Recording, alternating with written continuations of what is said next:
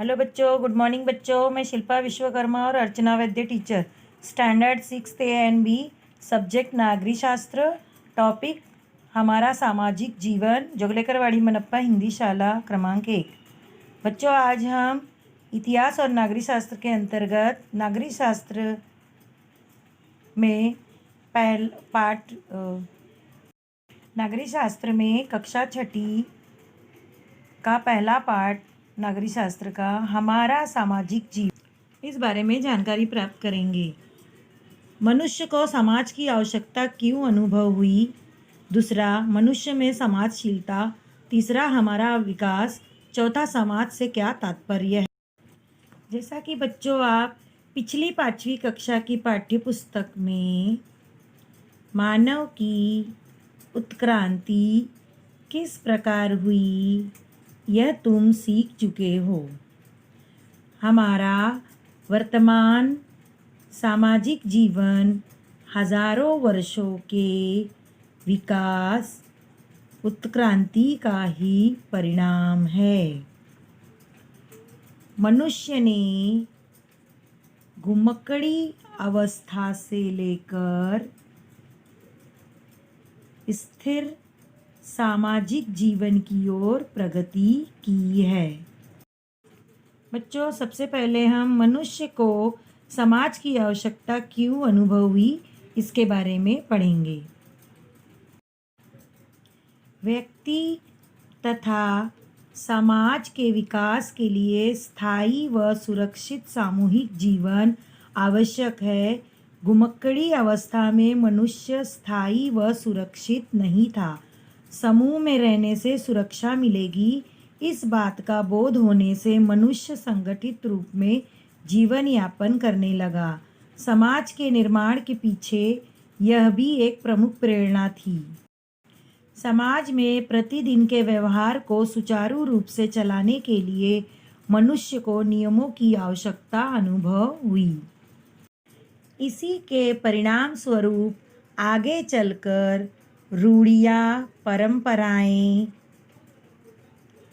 नैतिक मूल्य,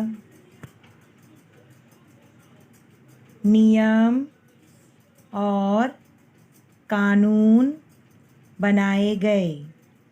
इस कारण मनुष्य का सामाजिक जीवन और अधिक संगठित और स्थायी हुआ। मनुष्य में समाजशीलता।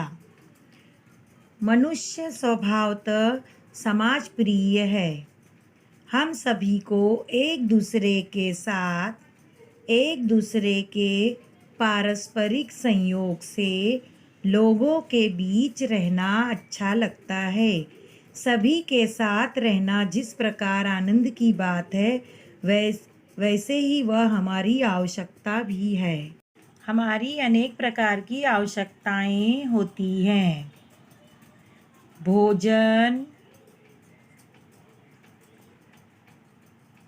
वस्त्र, निवास आदि हमारी शारीरिक आवश्यकताएं हैं।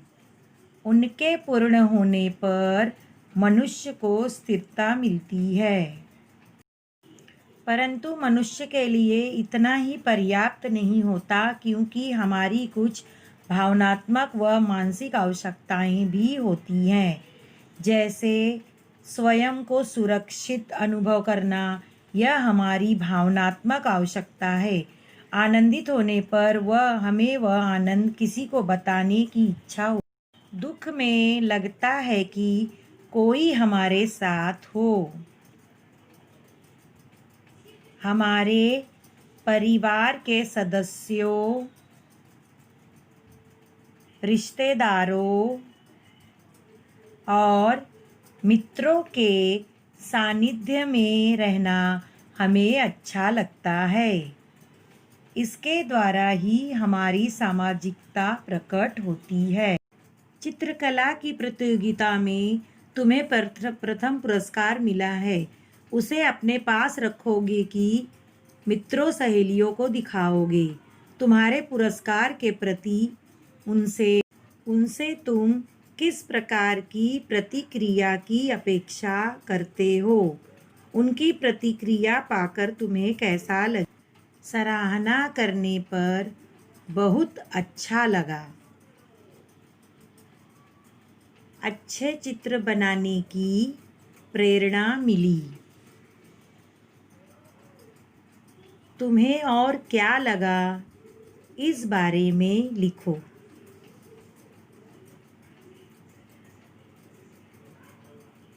जैसा कि बच्चों तुम जानते हो कि भोजन, वस्त्र, आवास, शिक्षा और स्वास्थ्य हमारी मूलभूत आवश्यकताएं हैं।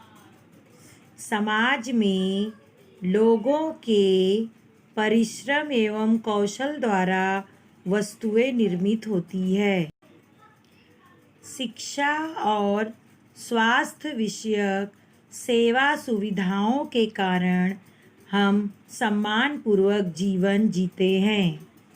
ये सारी बातें हमें समाज में उपलब्ध होती है। विभिन्न उद्योगों व्यवसायों से हमारी आवश्यकताएं पूर्ण होती है। जैसे हमें पढ़ाई हेतु पुस्तकों की आवश्यकता होती है। पुस्तकों के लिए कागज की आवश्यकता होती है। इससे कागज निर्माण उद्योग, छापाखाना और पुस्तक सिलना, जिल्द व्यवसाय आदि उद्योगों का विकास होता है। अनेक लोगों का इसमें योगदान रहता है। समाज के विभिन्न व्यवसायों द्वारा हमारी आवश्यकताएं पूर्ण होती है। इसके द्वारा हमारी क्षमताओं और कौशलों का विकास होता है। समाज में मूलभूत आवश्यकताओं की पूर्ति होती है। समाज की सुरक्षा, सराहना, प्रशंसा, सहयोग आदि घटकों के लिए हम सभी एक दूसरे पर निर्भर रहते हैं। इसीलिए हमारा सामाजिक जीवन परस्परावलंबी होता है। सुबह उठने के बाद हमें किन किन वस्तुओं की आवश्यकता होती है, उनकी एक सूची तैयार करो। उनमें से कम 5 वस्तुओं को बनाने और तुम तक पहुंचाने की प्रक्रिया में किस किस का संयोग होता है वह ढूंढो। हमारा विकास।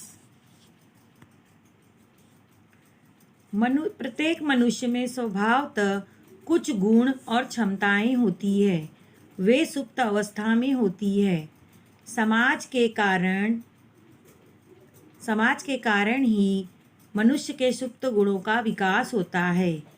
एक दूसरे से बोलने के लिए हम भाषा का सहारा लेते हैं, परंतु वह भाषा हमें जन्म से ज्ञात नहीं होती। उस भाषा को हम धीरे धीरे सीखते हैं।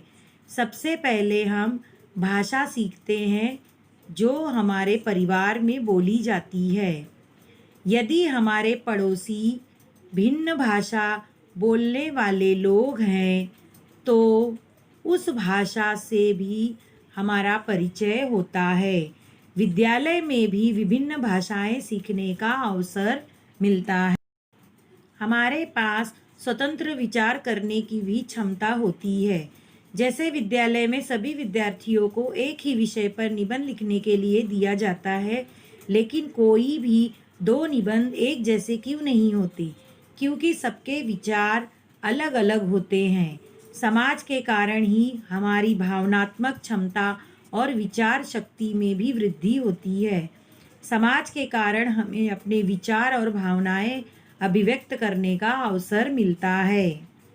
समाज के फलस्वरूप मनुष्य के कलात्मक गुणों का भी विकास होता है। गायक, संगीतकार, चित्रकार, वैज्ञानिक, साहसी वीर,